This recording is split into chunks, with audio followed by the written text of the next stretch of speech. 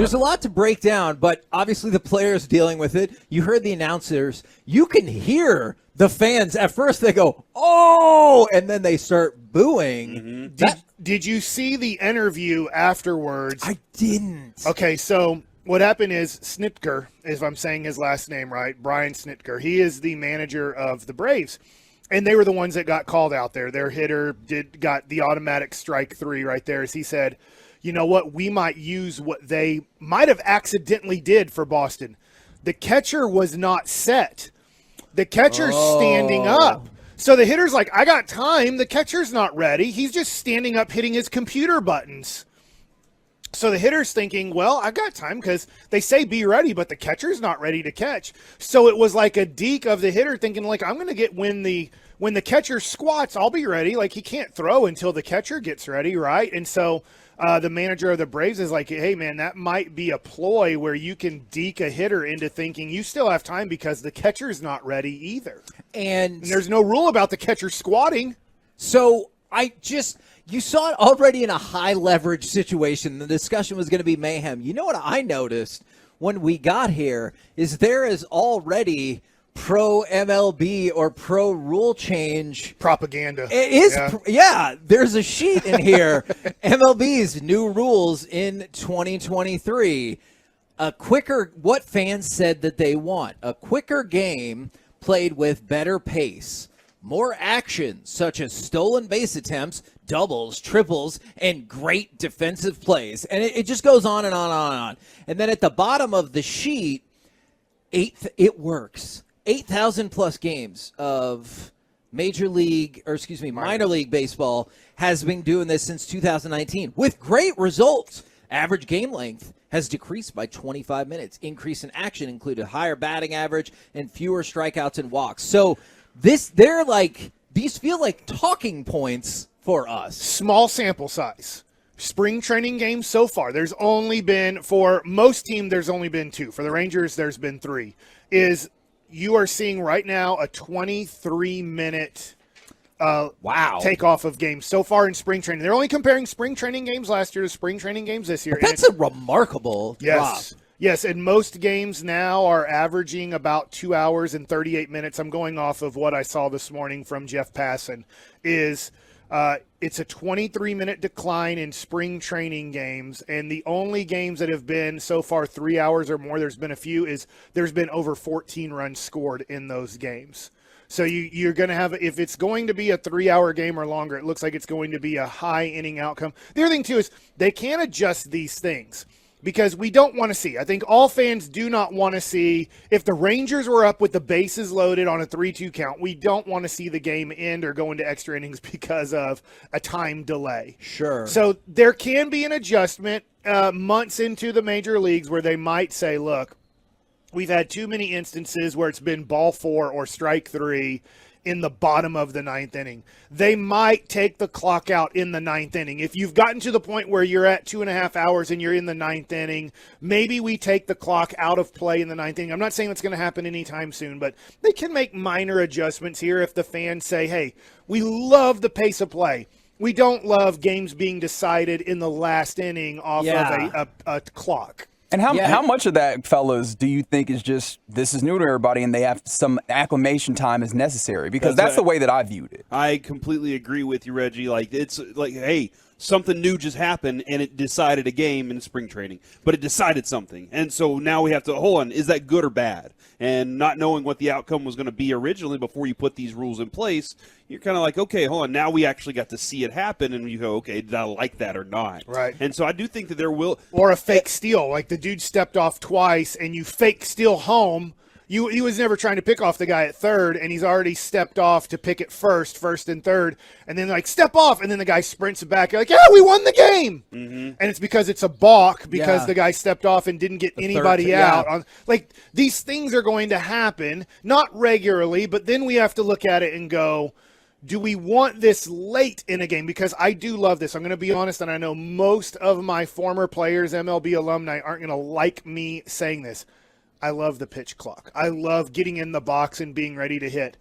But we might get to a point in the ninth inning where we have to go, listen, we've knocked off 20 minutes of this game. Maybe let's not decide the final outcome being a balk or being a time delay situation. That is an interesting evolution that I think you're probably right about that. And Corey and Reggie, there's a couple of Rangers that have already spoken out about this, and the adjustment period is Marcus Semien said, I had my first at bat, and I asked some of the guys in the dugout when the pitcher was starting, just so I knew how that 8 seconds felt. And that honestly That's interesting. Yeah, as much as working on your timing, they usually mean your timing at the plate. But now it's your timing like literally at the plate, so you make sure you don't miss out or get a strike called or anything like that. It's like now you put something in the microwave for 30 seconds. You know how far away you can get from the microwave before you have to get back. Man, and it's amazing how quickly that falls into. And when you're doing that every single pitch 4 times a game or whatever the case might be, I bet players become acclimated really quickly. And this is a good sign, at least for the Rangers. Adolis Garcia said, I felt good. This was yesterday.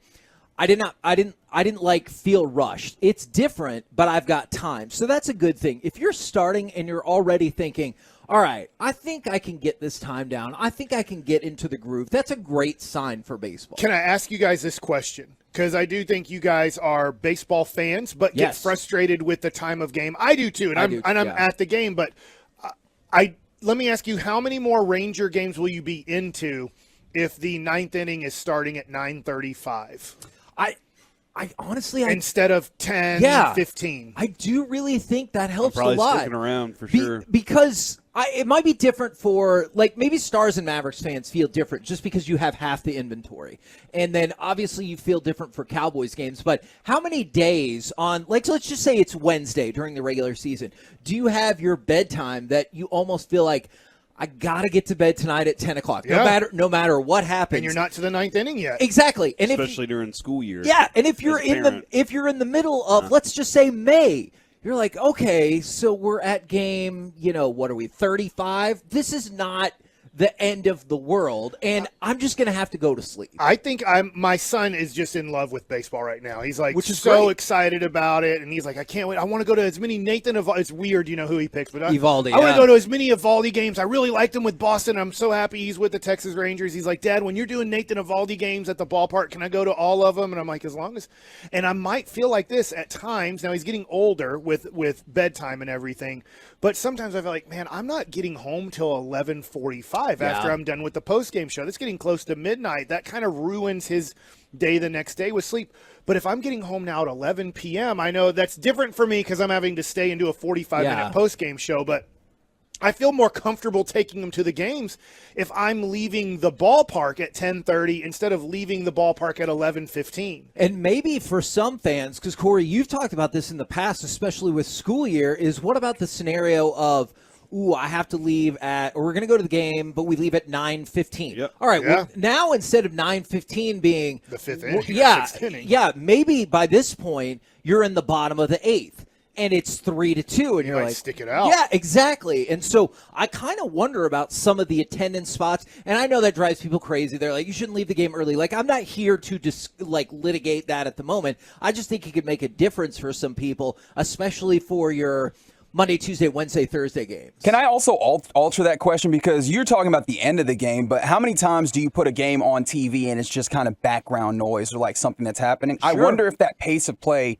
with less gaps or less big gaps between action will keep people involved. Like, I mean, we obviously work in radio and we have these things where we talk about like quarter hours and like kind of that time spent listening. I wonder if that time spent viewing, like actively viewing, goes up also in the middle of the game just because of like more pace of play in the middle of it. That's interesting because I always said like soccer is wallpaper hanging material for me. I can go do something and have a soccer match on and be like, oh, something happened. And in baseball, it has gotten that way where there are times where I'm like, I can do other things instead of actively being involved in this match, in this game. I think that's a great point, too, because, like, let's say you're like, I want to watch every Jacob deGrom, Mike Trout battle. And so now you know, hey, I don't need to box out X amount of time, or I don't need to pause it on the DVR and fast forward to catch up and everything. You can watch it in real time with like relative lack of agitation. I know we're out of time, but the other thing, too, is they showed like 5 highlights of